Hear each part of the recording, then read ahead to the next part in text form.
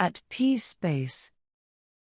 The previous lesson established the documentation discipline that supports a compliant flight. The right records are carried, the right forms are completed, and the right information is retained and available when needed.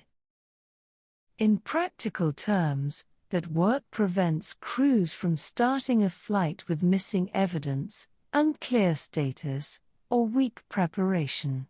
This lesson now moves from records control into operational dispatch. The focus is no longer simply whether information exists, but whether that information supports a safe decision to depart, to continue, or to stop. That matters operationally because command decisions about aircraft status, weather, contamination, fuel, and approved procedures are taken before the aircraft becomes committed. If those judgments are weak, the error chain is already active before takeoff. By the end of this lesson, the learner should be able to work with operational terms in the way crews and operators actually use them, not as isolated memory items but as planning tools. You should be able to test whether a flight is ready to leave by checking aircraft status, operational documents, weather, contamination risk, fuel sufficiency, and procedure suitability. You should also be able to recognize where authority sits. Some controls belong with the commander, some with the operator, and safe dispatch depends on both being aligned.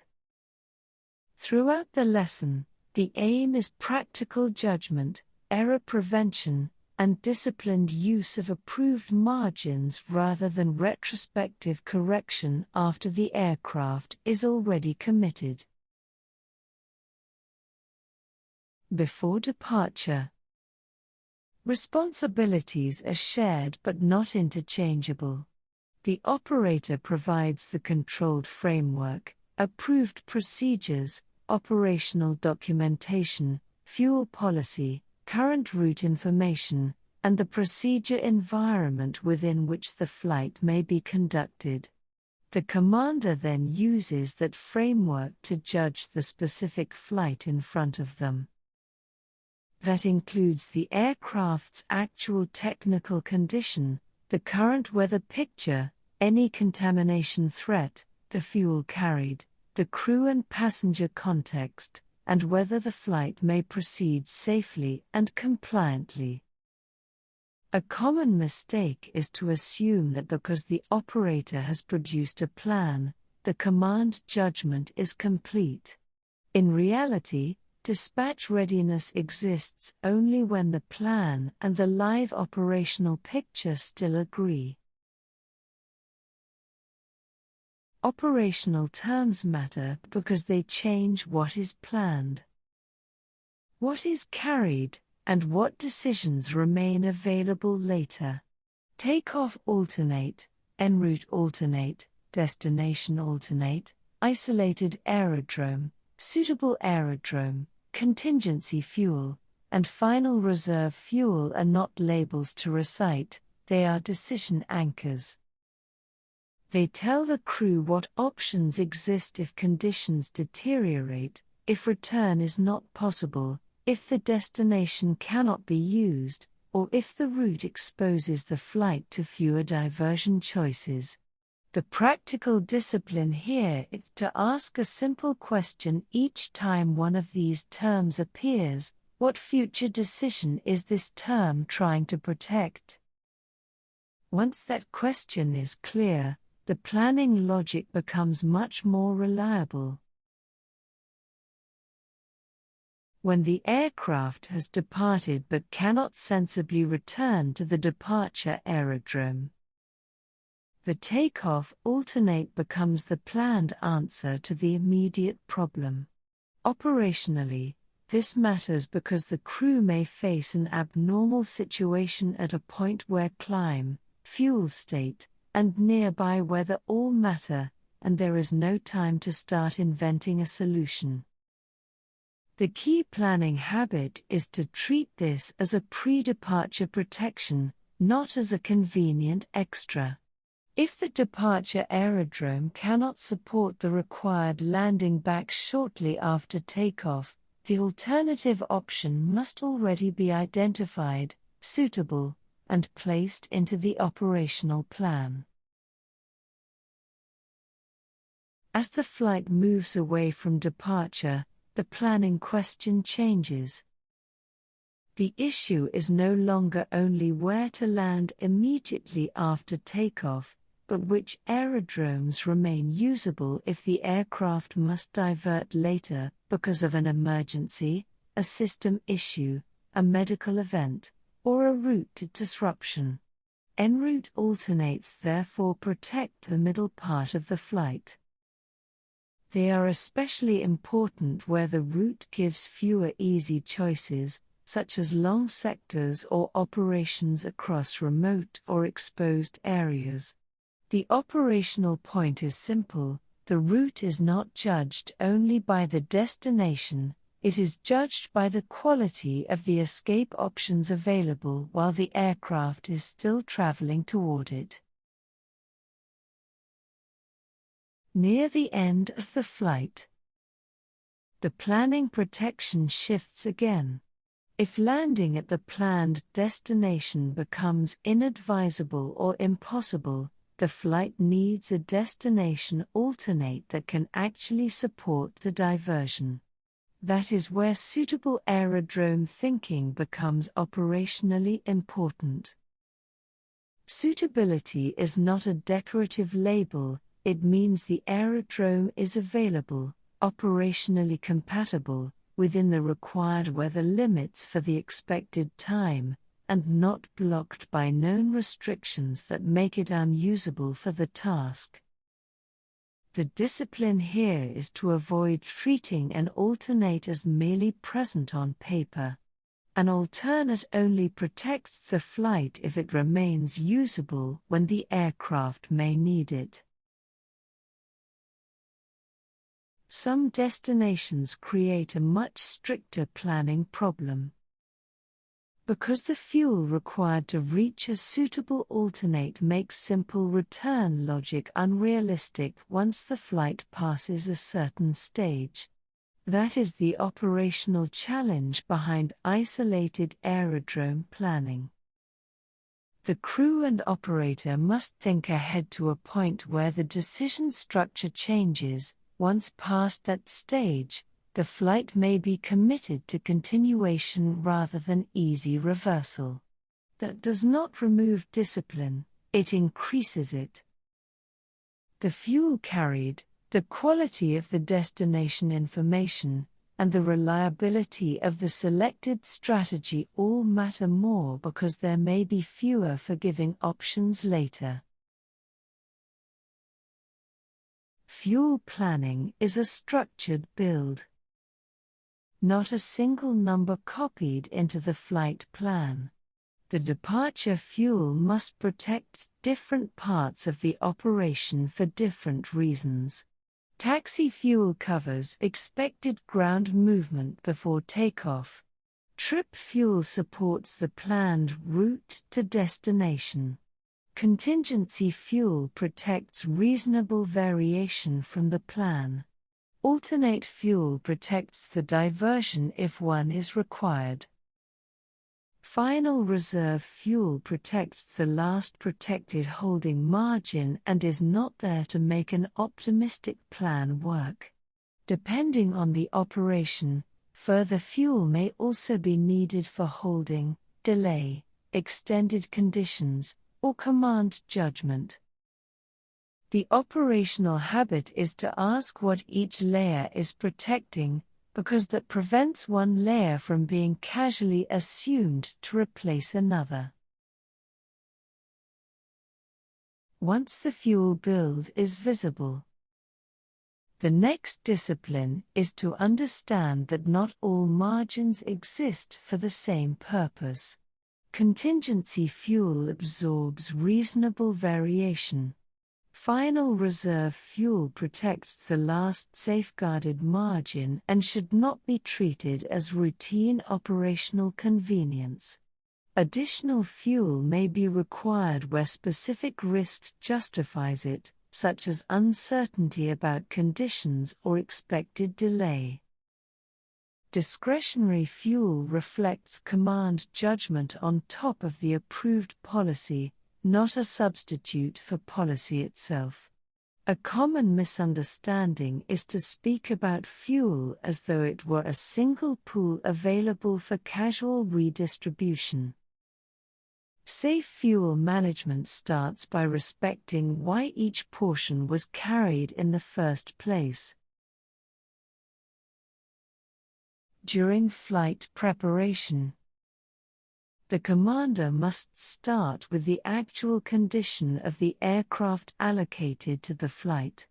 This is not a generic belief that the aircraft is serviceable, it is a specific review of its current technical status. Open defects, deferred items, operating limitations, and maintenance release status all affect whether the planned operation is still valid. The practical question is not simply can it fly, but can it perform this flight, on this route, under these conditions, with these limitations?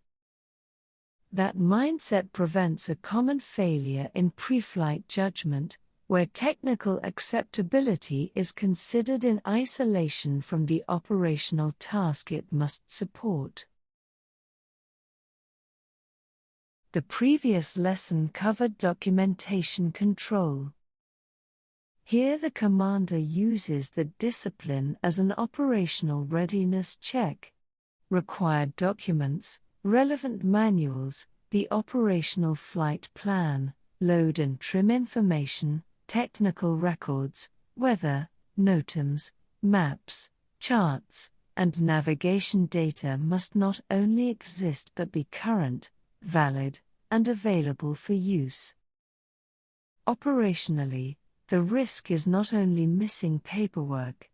The greater problem is false confidence created by incomplete or outdated information.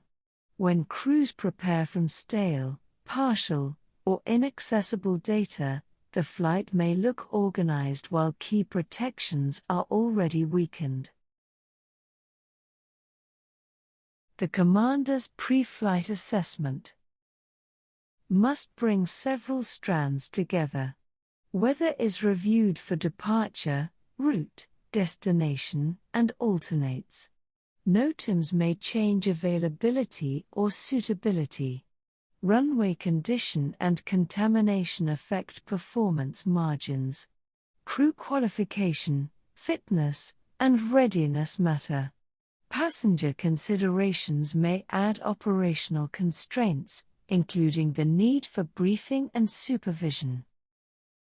The important operational lesson is that these checks are not separate boxes completed in isolation. They form one integrated readiness picture. A flight that looks acceptable in one area may still be unsafe or non-compliant once another area is added. The final command review is the point at which preparation becomes a decision. If the aircraft condition, documents, weather, contamination status, fuel, crew readiness, and operational constraints all remain acceptable, the flight may proceed. If they do not, the commander must delay or cancel until the issue is resolved. This is where professional discipline matters most, because operational pressure often appears strongest at the end of preparation, not the beginning. A weak decision here does not save time, it transfers unresolved risk into the most time-critical part of the operation. A flight may only commence. When the meteorological conditions relevant to the operation are at or above the applicable minima for the departure aerodrome, the destination, and any required alternate. This is not a decorative regulatory threshold, it is the basic entry condition for a safe and compliant departure.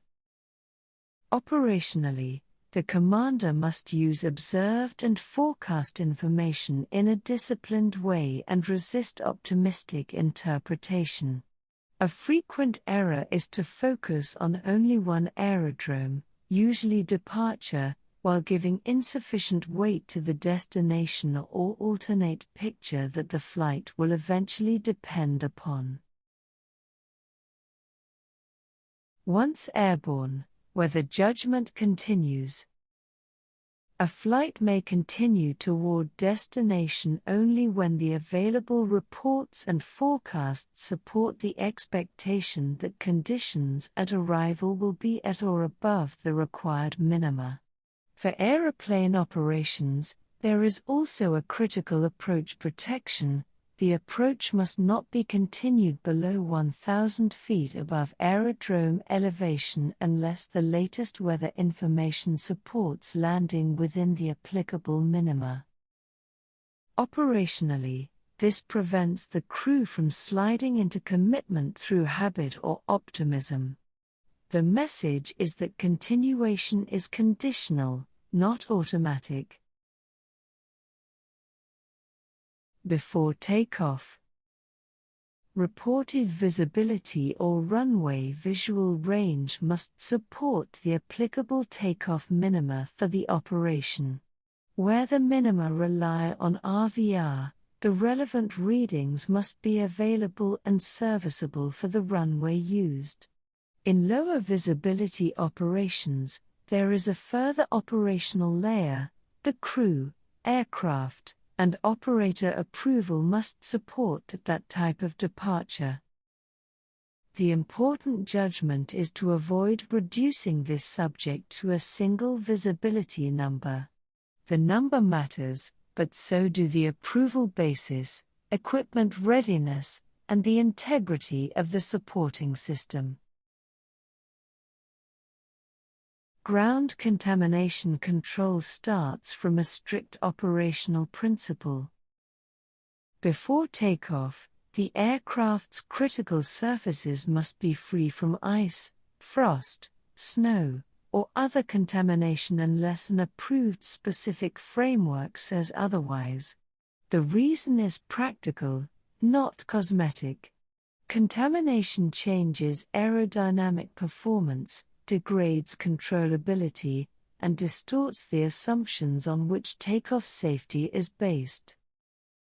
The commander therefore carries responsibility not only to notice obvious contamination but to manage the decision process that determines whether de-icing, anti-icing, further checking, or a delay is required. When de-icing or anti-icing is used, the commander must remain inside a disciplined sequence rather than assuming the treatment solves the problem permanently. Holdover time provides an expectation window, not a guarantee. As conditions change, the protection may weaken earlier than hoped. That is why pre-takeoff checks remain essential, and where uncertainty exists, a contamination check may be required before departure. The operational habit to build here is skeptical verification. Even after treatment, the aircraft must still be shown to be in an acceptable state at the moment of takeoff. Once airborne, the contamination problem changes from ground cleanliness to active icing management. The commander must monitor for cues of ice accumulation, use the aircraft's de-ice and anti-ice systems in accordance with approved procedures, and avoid continued exposure to hazardous conditions when aircraft performance or safety margins could be undermined. The important operational mindset is that icing is not managed by observation alone. Recognition must lead to action, systems use, performance awareness, and changes in altitude or route where necessary. Delay in that chain is where risk increases. After departure, fuel responsibility does not reduce to watching the total quantity slowly decrease. The commander must compare actual fuel use against the planned profile and recognize meaningful deviation early enough for action to remain available. If fuel burn, routing, delay, or weather begins to threaten the margins protecting the destination or alternate strategy, the response may include replanning, coordination for route change, or diversion. The key operational principle is anticipation. Final reserve fuel is a protected safeguard, so decisions must be taken before the flight drifts toward that last margin. Fuel responsibility also has a documentation and ground safety side. Fuel uplift figures, operational flight plan data, and fuel-related records must be preserved for the operator's oversight and regulatory retention requirements. That keeps the safety system evidence-based rather than anecdotal. On the ground, when refueling or defueling occurs with passengers on board, the commander must ensure the process is controlled, communication with ground personnel, accessible exits, cabin supervision, and informed passengers. Operationally, this shows that fuel safety is not only about quantity in the tanks, it is also about how fuel-related activity is controlled before and after flight. Departure and approach procedures are controlled operational tools, not flexible sketches. The operator must ensure that the procedures used are published, current, suitable for the intended operation, and integrated into the way the flight is prepared and flown. This protects obstacle clearance logic, airspace compliance, and the crew's shared understanding of what the procedure requires. A common misunderstanding is to think that because a route or procedure appears familiar, it is automatically acceptable. Operationally, familiarity is irrelevant if the procedure is not current, not authorized for the aircraft capability, or not properly briefed. The operator's responsibility does not end with selecting a published procedure. The aircraft and crew must also be capable of using it, and the operation must account for abnormal cases such as engine out or other performance-limiting situations. Where specific navigation or performance approval is required, the procedure is only usable if that approval basis exists. These expectations must be embedded in the operations manual and in briefing practice so that crews apply them consistently. The operational point is that a procedure is suitable only when publication, capability, and operator control all meet in the same place. To close, this lesson is about disciplined preparation before the aircraft becomes operationally committed. The operator provides the approved framework, but the commander must still judge the specific flight against aircraft status, documentation readiness, weather, contamination risk, fuel sufficiency, and usable procedures. The operational terms around alternates and fuel are important because they preserve future options rather than merely decorate the flight plan. Weather minima, clean aircraft discipline, fuel monitoring, and procedure control all serve the same aim: preventing the crew from crossing a safety boundary first, and explaining it later. That is the standard of dispatch judgment this lesson is designed to build.